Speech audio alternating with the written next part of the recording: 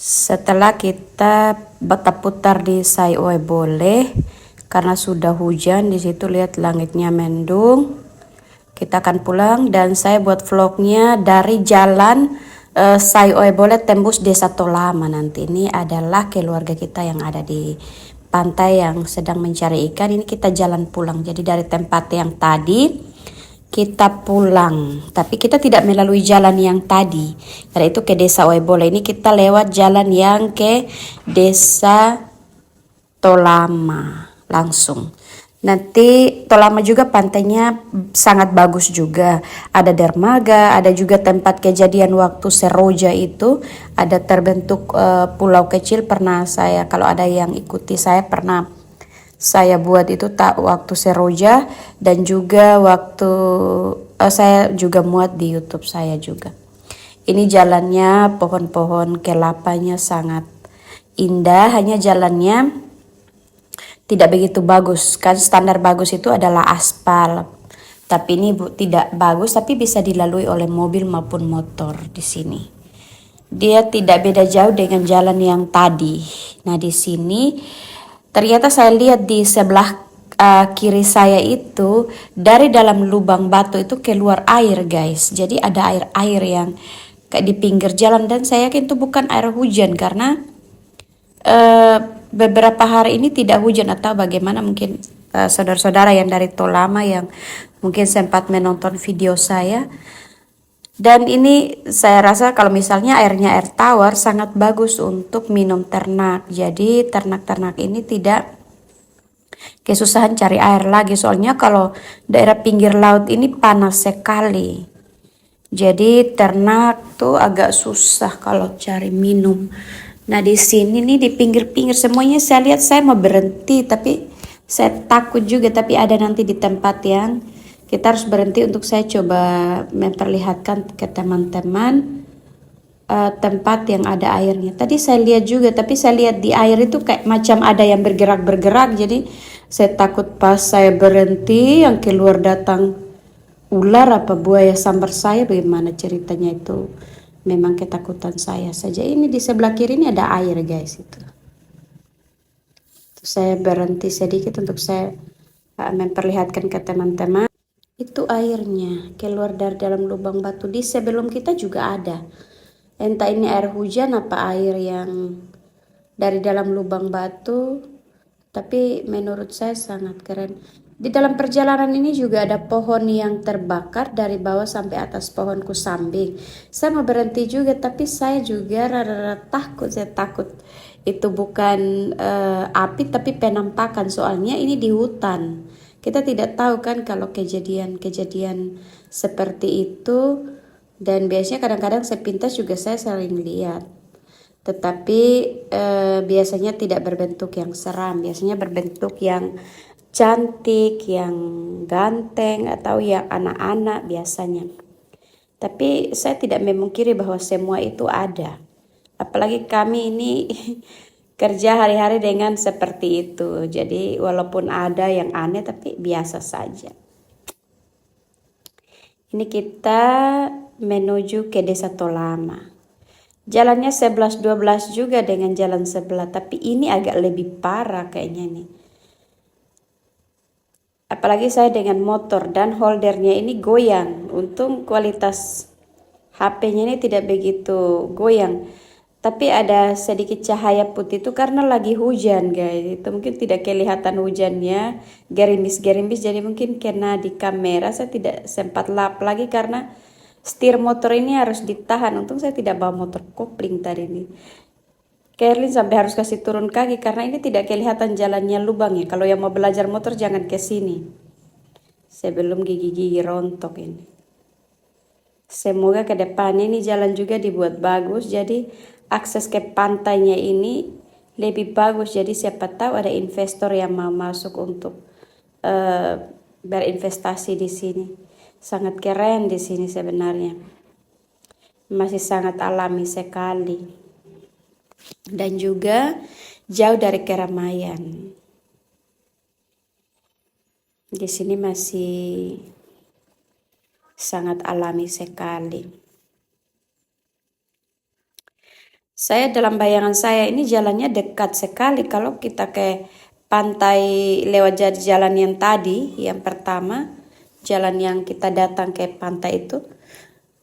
Kalau saya garis lurus, saya pikir tidak jauh. Ternyata kembalinya ini juga lumayan menurut saya yang tidak terbiasa lewat sini. Saya pernah lewat sini malam-malam. Kita cari pasien dan kita cari pasien lewat situ. Ternyata pasiennya ada di ujung jalan sini juga. Jadi kita pernah lewat sini. Kata keluarga pasiennya di Oebole, ternyata pas Oebole di dalam sini. Ternyata kita datang di pantai sini katanya sudah dibawa ke Tolama. Jadi kita lewat sini waktu itu, tapi pas tengah malam jam 2 lewat itu.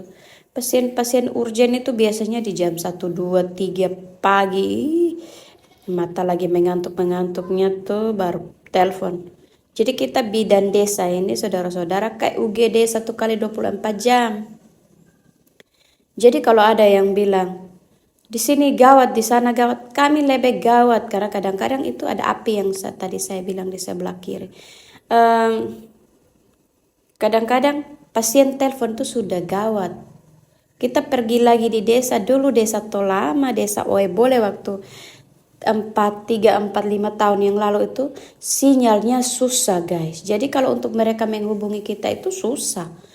Nah kalau anak ke-7 ke-8 itu mereka batuk saja juga anak sudah keluar. Nah apa kita datang kita ngomel-ngomel mereka? Kita lihat dulu keadaannya. Dan saya biasanya tidak suka ngomel-ngomel pasien. Saya ngomel juga satu keluarga di situ saya akan ngomel semua. Kalau saya ngomel kan pernah saya jemput pasien di situ. Saya datang pasiennya sudah perdarahan yang sangat nyeri dan itu sudah 2 hari dan katanya keluarga mempertahankan tidak mau ke rumah sakit karena nanti ada orang suangi segala macam. Sedangkan yang tertinggal di dalam itu adalah ari-ari atau plasenta. Jadi saya tidak memarahi mereka, tapi saya hanya bilang kalau sudah rasa diri tidak tahu apa-apa, jangan bikin diri tahu. Lama-lama makan daging kalian semua di sini. Tapi saya sampaikan pakai bahasa rote. Jadi saya ini biasanya bicara pakai bahasa Indonesia dan jarang pakai bahasa rote. Nah, kadang-kadang masyarakat ini tidak tahu kalau saya ini bisa bahasa rote. Jadi mereka omong bahasa rote, bicara bahasa rote. Setelah itu saya balas baru mereka bilang, nah iya ina lote. Saya orang asli rote, saudara-saudara, bapak, mama, opa, oma, saya semuanya dari rote. Mana saya tidak tahu bahasa rote. Saya tahu dan lurus saya tahu bahasa rotenya. Tapi karena sudah dibiasakan bicara bahasa Indonesia sejak dari kecil, jadi kayak tertanam di dalam otak saya. Jadi saya kadang-kadang harus bicara bahasa Indonesia. Nah, ini kita sudah sampai di sini, jalannya agak sedikit bagus. Tadi saya cerita pasien itu di rumah di dekat-dekat sini. Nah, kita masuk sebelah kanan. Kalau sebelah kiri ini menuju pantai sebenarnya jalannya, tapi tadi saya tidak tahu juga lewat situ tuh tembus di mana saya lupa. Ini rabat beton jadi agak sedikit bagus karena dulu itu ini agak sedikit parah kalau kita turun dari sini. Jadi baiklah kalau pemerintah sudah menaruh rabat beton sedikit di situ. Paling tidak dia bisa menolong kita sedikit itu. Nah, ini kita sudah mulai main rem karena jalannya sebenarnya seperti ini, ada lubang-lubang. Apalagi kalau hujan lewat sini, hati-hati. Ini kita ketemu anak-anak saya yang lagi bermain. Orang rote bilang kayu doi. Ini saya juga dulu biasa bermain ini. Bermain kayu doi itu kita doi itu kayak jungkit ke apa. Itu nanti siapa yang kalah dia doka-doka. Doka itu kayak jalan satu kaki begitu tuh, lompat-lompat satu kaki. Tidak tahu menurut daerah lain, tapi menurut kita itu kita lewati masa kecil kita seperti itu. Tidak ada HP dulu, jadi kan kita bermainnya seperti itu. Tapi ada cerita bahwa kita pernah bermain sama-sama. Ini jalannya kita masuk lagi di jalan Via Dolorosa ini lagi. Dia kalau dengan motor lumayan. Dengan mobil juga lumayan, tapi mobil yang agak tinggi lebih bagus. Jadi kita tidak. Ini kalau jalannya seperti ini dulu saya bawa pasien kadang-kadang lahir di jalan. Jalannya lebih parah ini 2019 kalau kita lewat jalan-jalan yang sebelumnya itu. Jadi pasien dengan buka 78 tidak lama langsung lahir, apalagi yang buka lengkap. Karena keadaan jalannya seperti ini, dia bergelombang. Ibunya mau mabuk dalam mobil atau mau dia tahan sakit, ya pasti anaknya cepat keluar lah. Jadi tidak jarang juga ada pasien yang lahir di atas ambulans. Tapi itu adalah keadaan kami bidan desa. Kami semua ini jarang bercerita. Jarang-jarang juga ada yang buat video karena kadang-kadang juga ada HP kami ini penyimpanannya hanya sedikit. Dan tidak semua juga punya keahlian membuat foto video ini. Terus tangan mereka kan ada darah-darah. Tangan kita kan tidak mungkin pegang HP. Jadi mungkin pas begini baru kita bercerita supaya anak-anak, saudara-saudara, keluarga kita di luar. Bahwa kejadian di desa-desa itu seperti ini. Pemerintah-pemerintah juga mungkin bisa memperhatikan kami bidan desa. Ini kami di desa ini seperti ini. Pekerjaan kami juga menyelamatkan nyawa. Kalau kita bidan desa, HP tidak boleh mati. Tidak boleh alasan HP mati. Karena kalau mereka telepon dua kali tidak angkat, mereka bilang telepon bidan tidak angkat jadi lahir di rumah. Itu kata-kata yang paling jadi tameng itu biasanya. Nanti sebelah kiri itu menuju ke Pantai Saitolama. Next time saya akan buat video ke sana, tapi nanti kita lihat dulu cuaca dan juga BBM-nya. Dan juga sesuaikan dengan pekerjaan saya juga. Jadi saya jalan-jalan ini bukan karena saya tidak kerja, kan tidak 1 kali 24 jam saya juga punya aktivitas, saya juga harus jalan-jalan. Yang penting kita bisa memanage waktu.